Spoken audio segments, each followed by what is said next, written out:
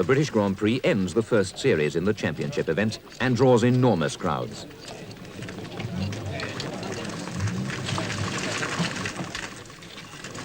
Clark and Hill are in pole position again on the grid, with Brabham and a further 18 cars lined up behind.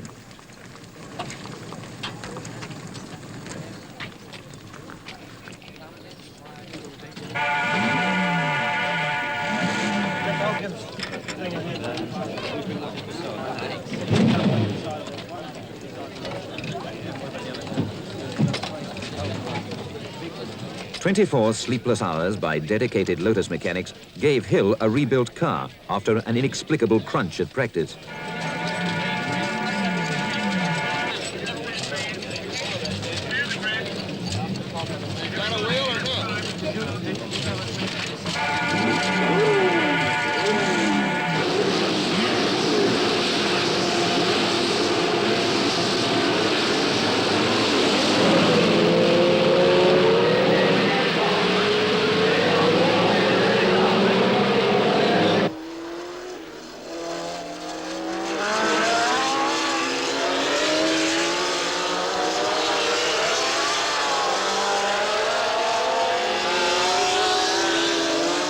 From the start, Hill piles into the lead, but is almost immediately taken by Clark.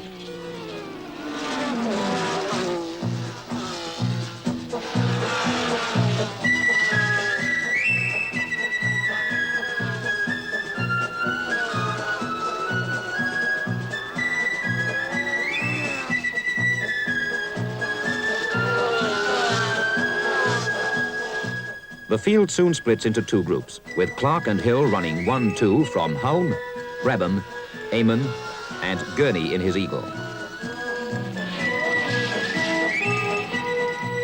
It's a real racegoers' day, with fine weather for 130,000 spectators.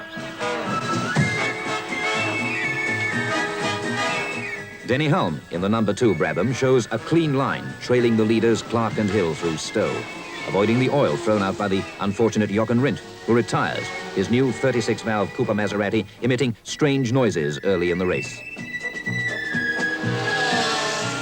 Hill suddenly grabs the lead and laps Surtees in the Honda, to the restrained delight of the Lotus pit. The moment of triumph is short-lived, for he sheds a bolt at Stowe and comes wobbling into the pit with a distinctly modified suspension.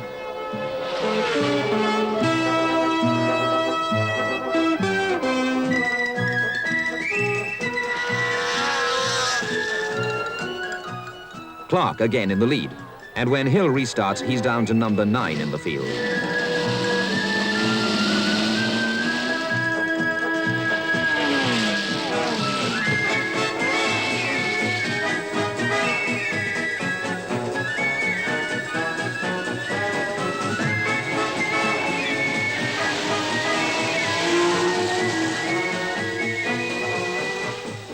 Hill shoots off at a cracking pace to retrieve valuable seconds, but the lap board tells the story.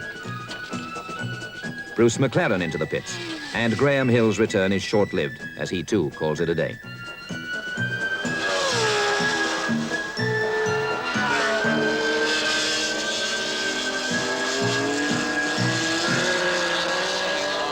The pits, there was a rather nasty noise just behind my left ear, and I switched the engine off.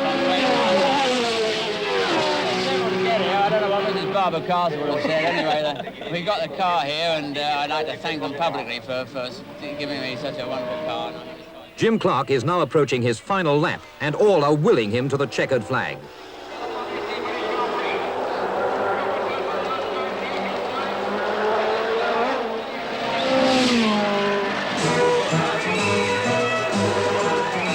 This is the moment shared by thousands and relished by the Ford and Lotus camp. The intoxication of a popular win.